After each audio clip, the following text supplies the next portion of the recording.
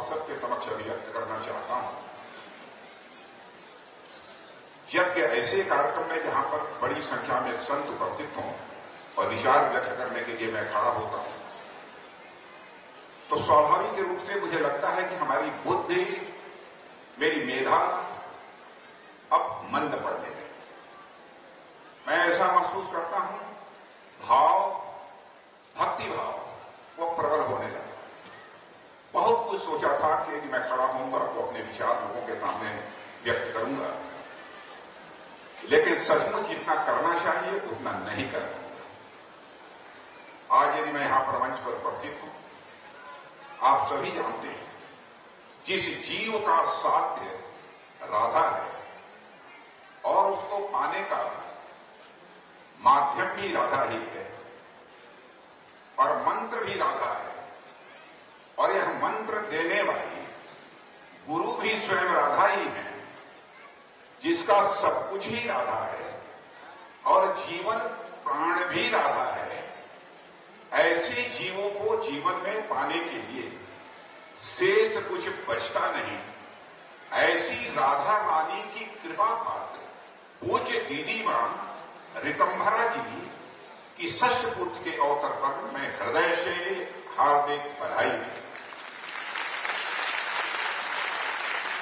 वैसे कैलेंडर के हिसाब से तो यह वर्ष का पहला दिन है और इस अवसर पर साधुओं और सन्यासियों का आशीर्वाद मिलना यह बहुत ही एक सौभाग्य का विषय हुआ करता है। और मैं दीदी ऋतंभरा मां के बारे में जानता हूं, आप सब जानते हैं कि आज जो भव्य राम मंदिर का निर्माण अयोध्या में हो रहा है, उसमें कितना बड़ा योगदान होता है। और मैं उस घटना को भूल नहीं सकता जब मैं उत्तर प्रदेश में भारतीय जनता पार्टी के यूथ विंग में, युवा मोर्चे में जब मैं काम कर रहा था, कानपुर में मेरा कार्यक्रम था, मैं लौट रहा था, सड़क के किनारे एक बहुत बड़ी सार्वजनिक सभा हो रही थी। ओज पूर्ण वाणी पहली बार अपनी गाड़ी खड़ी करके मैंने सुना था। वो ओज पूर्ण वाणी यदि किसी की थी, हमारी पूज्य दीदी मां ऋतंभरा जी की वो ओज पूर्ण वाणी। यदि मैं यह कहूं कि राम जन्मभूमि को आंदोलन को धार देने का काम यदि किसी ने किया है, तो निस्संदेह यह कहा जा सकता है पूजनीय दीदी मां साध्वी ऋतंभरा जी ने किया।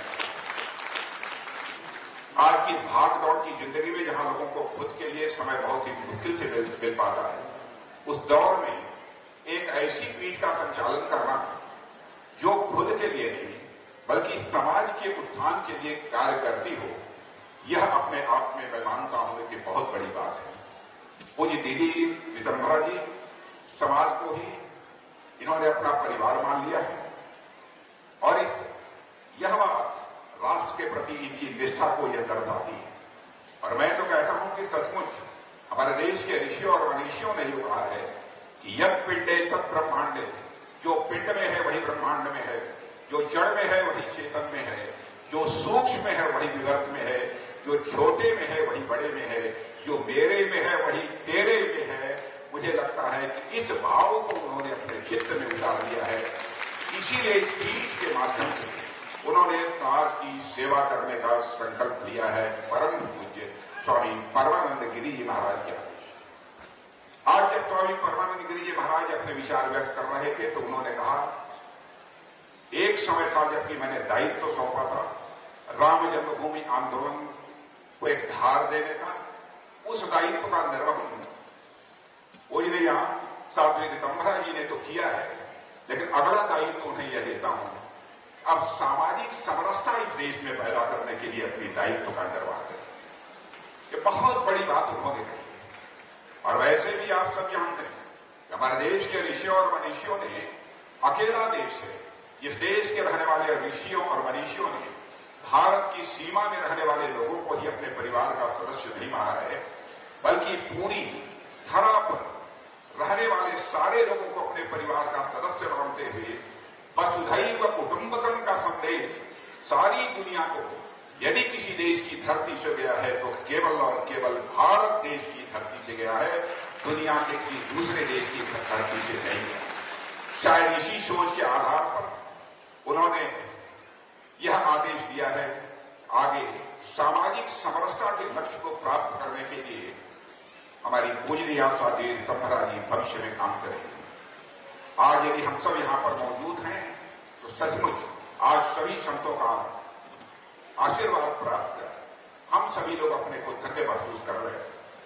लेकिन मुझे ऐसा लगता है देवियों और सज्जनों कि आप सभी संत भी उत्तर प्रदेश में एक विशेष वातावरण का अनुभव आप निश्चित रूप से करते हैं, क्योंकि उत्तर प्रदेश तो स्वयं एक संत के द्वारा इस समय चलाया जा रहा है। गोरक्षपीठाधीश्वर और उत्तर प्रदेश के हमारे यशस्वी मुख्यमंत्री श्री योगी आदित्यनाथ जी को मैं बधाई देता हूं।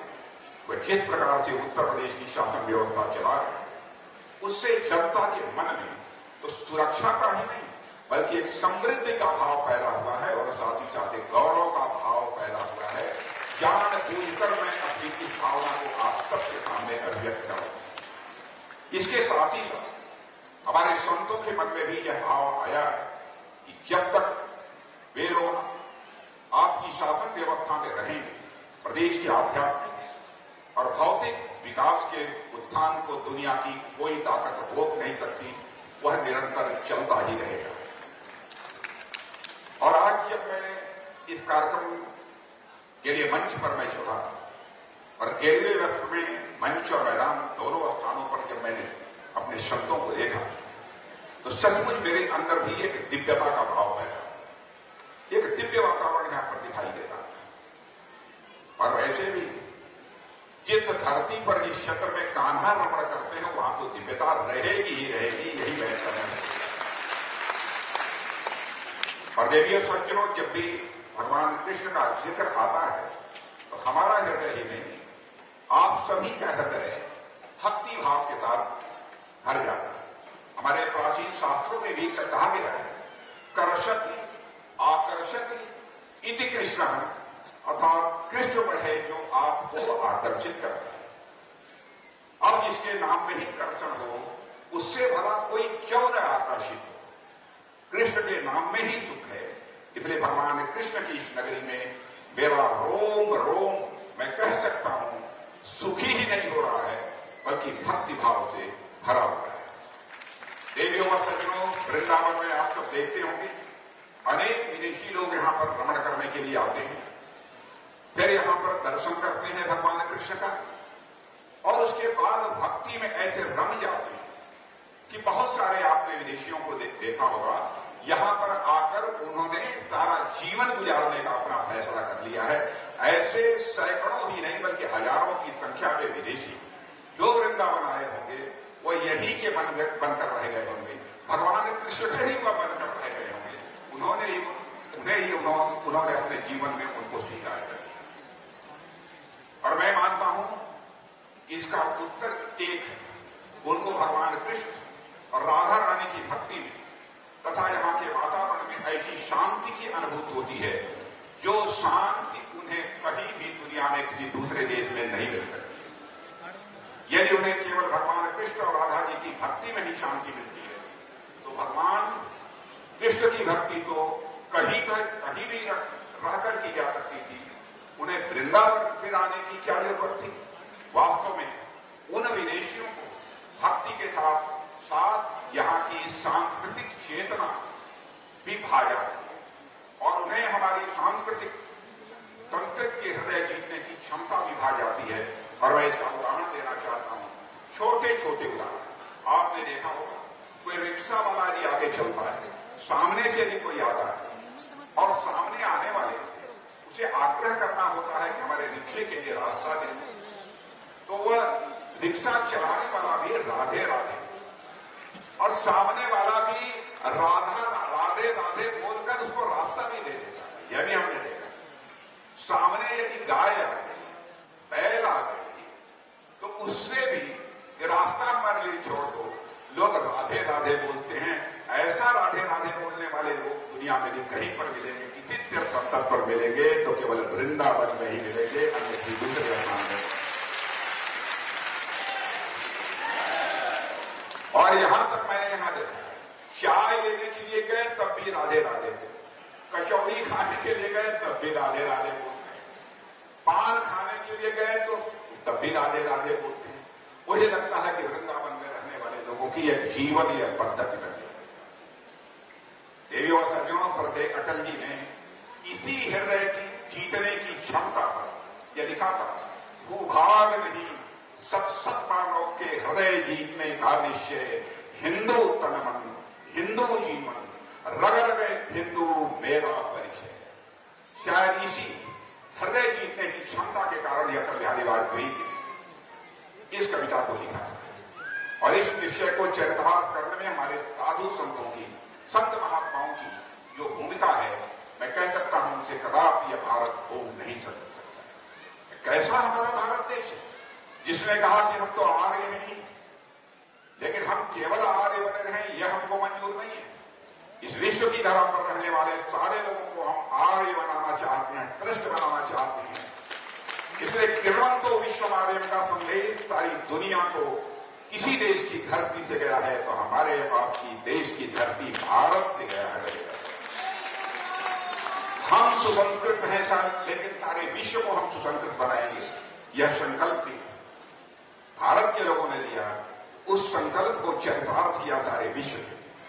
आप उस जमाने की कल्पना करिए जब कोई न तो हवाई जहाज था, न ही पानी के माध्यम से कोई एक स्थान से दूसरे स्थान तक जा सकता था। यहां तक कि यातायात के सामान्य साधन भी उपलब्ध नहीं थे। जब ना तो सड़कें ही थी, न तो गूगल मैप के द्वारा कोई नक्शा ढूंढा जा सकता था। कहीं की भाषा अलग थी तो कहीं का समाज बर्बर और हिंसक था। कई ऐसे समाज भी इतिहास को देखने को मिले जो बाहरी लोगों को देखना भी पसंद नहीं करते थे। जब इतनी सारी दिक्कतें थी तो फिर यह सोचने की बात है कि आखिर किसने प्रेरित किया हमारे साधु संतों को वह इतनी अगम्य और दुर्गम यात्राएं दुनिया के दूसरे देशों में जा जाकर वह करते थे। उदाहरण बहुत सारे दिए जाते हैं, लेकिन यहां पर उदाहरण मैं आप लोगों के सामने स्वामी विवेकानंद का रखना चाहता हूं।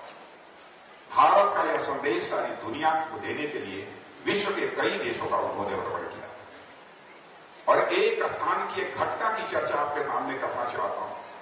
एक धर्म संसद में जब वो भाग लेने के लिए गए थे, जिस प्रकार से हमारे संत महात्मा मंच और मैदान में यहां पर गेरुआ वस्त्र धारण किए बैठे हुए, तो उस धर्म संसद में वेशभूषा लोगों की थी। सारे लोग सूटे बूटे धर्म पर प्रवचन करने के लिए वहां पर मौजूद थे। और जब ये ढीला ढाला वस्त्र अपना गेरुआ वस्त्र पहनकर गए और यहां ऊपर जिस तरीके से उनकी गेरुए रंग की जो पगड़ी बनी हुई थी, उसको देखकर सूटेड बूटेड लोग जब मुस्कराने लगे तब उन्होंने समझ लिया कि मेरे ऊपर क्यों यह मुस्करा रहे हैं। एक सज्जन ने स्वामी विवेकानंद से यह कह दिया कि अच्छा रहा होता कि आप विश्व के धर्म सम्मेलन में भाग लेने के लिए आ रहे थे तो कम से कम वेल ड्रेस्ड आते, कम से कम अपने कपड़े ठीक ठाक पहनकर आते। स्वामी विवेकानंद ने मुस्कुराकर उनकी बात को सुन लिया, लेकिन जब बोलने के लिए स्वामी विवेकानंद जी खड़े हुए तो उन्होंने कहा था कि in your country tailor makes the man but in our country character makes the man. तुम्हारे देश में तो कपड़ा सिलने वाला मनुष्य बनाता है, लेकिन हमारे देश में मनुष्य का निर्माण होता है तो वह चरित्र के कारण। देवियों और सज्जनों, भारत देश यह हमारा अद्भुत देश है। पूज्य दीदी मां का यह आदेश हुआ था मुझे यहां पर बालिकाओं का एक सैनिक स्कूल होना चाहिए, और मैं समझता हूं मैंने क्या किया है वह राधे कृष्ण की कृपा से हुआ है। उनका आदेश था वह हो गया है। आज उसका मुख्यमंत्री जी हम दोनों लोगों ने उसका उद्घाटन भी किया और हम लोगों के द्वारा उसका उद्घाटन कराने का कोई औचित्य नहीं था। जिस नगरी में हो रहा था उसका उद्घाटन किसी संत के द्वारा हुआ होता, लेकिन मुझे संतोष इस बात का हुआ कि जब मैं खड़ा हुआ उद्घाटन करने के लिए तो साथ में हमारे मुख्यमंत्री नहीं गोरक्ष पीठाधीश्वर महंत योगी अवैधनाथ जी उद्घाटन करते हैं, इसलिए मुझे संतोष हुआ। तो इस अवसर पर इससे कुछ ज्यादा न कहते मैं पूज्य दीदी मां के प्रति श्रद्धा की अभिव्यक्त करता हूं और साथ ही ईश्वर से प्रार्थना करता हूं। बड़ा दायित्व पूज्य गुरु परमानंद गिरि जी महाराज ने उनके ऊपर सौंपा है, उसको पूरा करने के लिए वह सदायु हों और आजीवन वह स्वस्थ रहें, यही परमात्मा से कामना करते हुए अपना निवेदन समाप्त।